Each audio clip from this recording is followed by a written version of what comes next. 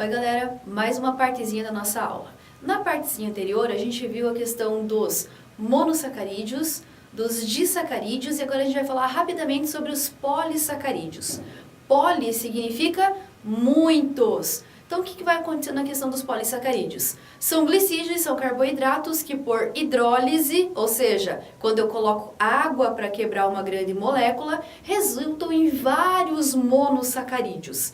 Qual que é um polissacarídeo bem famoso então? É o tal do amido. O amido, quando a gente coloca água nele, ele se divide em vários monossacarídeos, várias outras moléculas pequenininhas, certo? Agora eu vou falar para vocês de alguns desses glicídios e da importância deles e onde eles são encontrados no nosso dia a dia, na questão da alimentação ou até mesmo dentro do nosso corpo, beleza?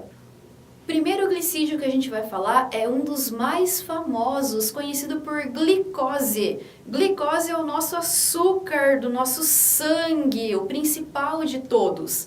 Então assim, essa glicose ela é formada por um monossacarídeo classificado como aldose. Lembra o que é aldose? Eu vou ter então um poliálcool junto com um aldeído, correto?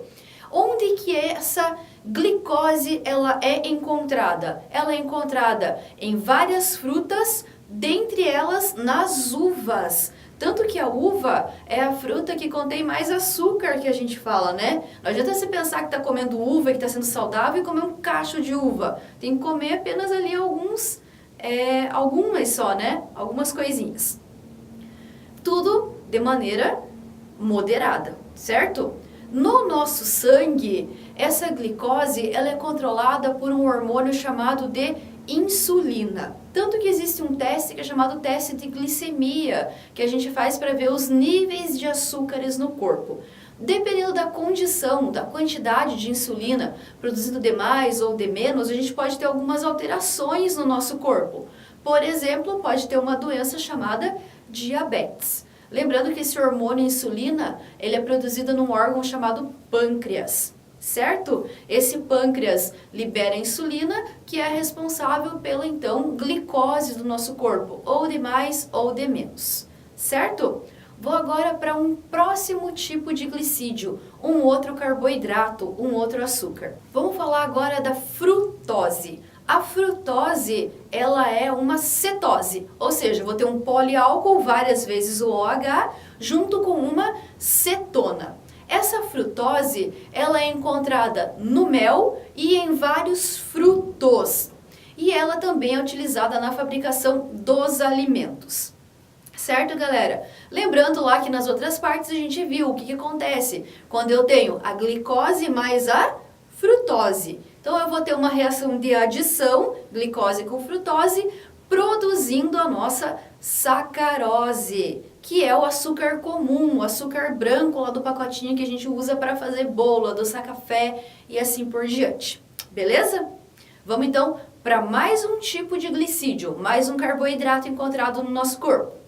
Como eu falei anteriormente, quando eu junto a glicose com a frutose, eu tenho a sacarose. A sacarose é um glicídio, é um açúcar bem importante no nosso corpo. E ele é chamado de açúcar de cana, que foi o que eu comentei agora há pouco. É o açúcar branco que a gente tem na casa da gente lá para fazer bolo.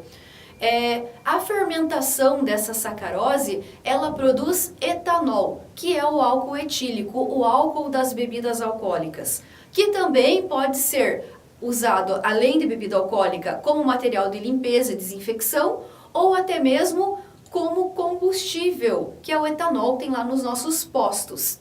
Então assim, essa sacarose, ela é uma molécula maior, ela é um disacarídeo. Por que eu chamo de disacarídeo? Porque ela tem 2 monossacarídeos que constituem ela. Certo, galera? Vamos para o próximo. Mais um então, gente. Vamos falar da lactose, a famosa lactose, que tantas pessoas têm intolerância, né? Infelizmente. Então, na lactose, ela também é um disacarídeo, e esse disacarídeo é formado pela união de 2 monossacarídeos, que são glicose e galactose. A oxidação, ela gera a formação de ácido lático no organismo. Ou seja, tem a ver com a história da ressaca. Quando uma pessoa bebe demais, já ouviram falar que ela tem que tomar leite no dia seguinte? justamente por causa disso, da produção de ácido lático. Beleza? Então, só lembrando que ela é uma molécula um pouco maior também, ela é um disacarídeo, formado por uma reação de síntese. Vamos para a próxima? Próxima molécula. Agora, eu tenho um polissacarídeo. Polissacarídeo mais famoso que existe é o amido.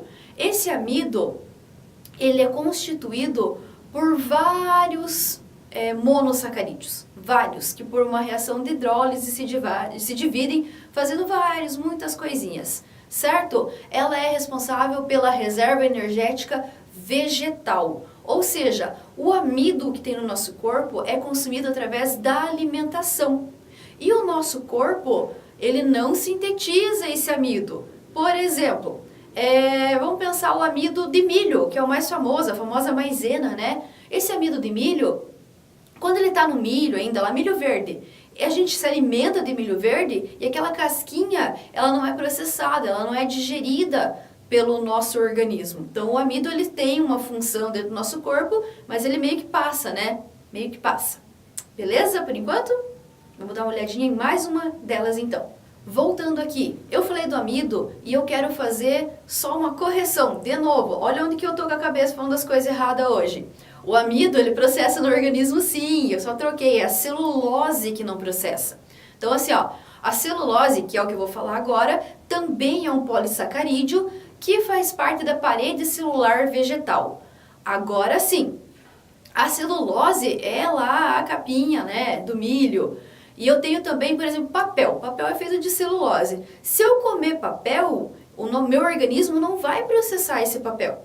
Ele não é digerido pelo meu estômago. Ou seja, a celulose, ela não é digerida pelo organismo humano.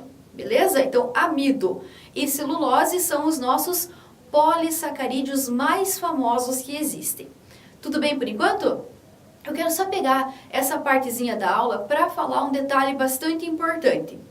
Quando eu for falando de reação química, de adição, que a gente também chama de síntese, e as reações de hidrólise, a gente tem que prestar atenção para alguns detalhes que são importantíssimos dentro da bioquímica, que tem a ver também com um pouquinho de química, que é como as reações ocorrem. As reações são divididas em reagente e produto, e eu tenho uma flecha que dá a diferença entre esses dois.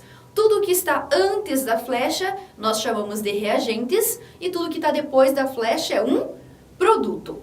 Por exemplo, quando eu pego lá a minha glicose e a minha frutose, e elas vão reagir entre si através de uma reação de síntese para produzir a nossa sacarose. Então essa flechinha, ela indica a posição, ou seja, ela sempre vai do reagente para o produto. E como a gente aprende em química, dentro das reações químicas, quando a gente fala de equilíbrio químico, a gente pode ter a ida e a volta. Então a flechinha indica reagente e produto, mas eu posso ter uma flechinha indo e voltando, que indica equilíbrio químico. Existem alguns dos reagentes que a gente acaba escrevendo em cima da flechinha, porque na bioquímica não é aula de química, a gente tem que entender a parte biológica, então a gente coloca ali em cima da flechinha o que está acontecendo.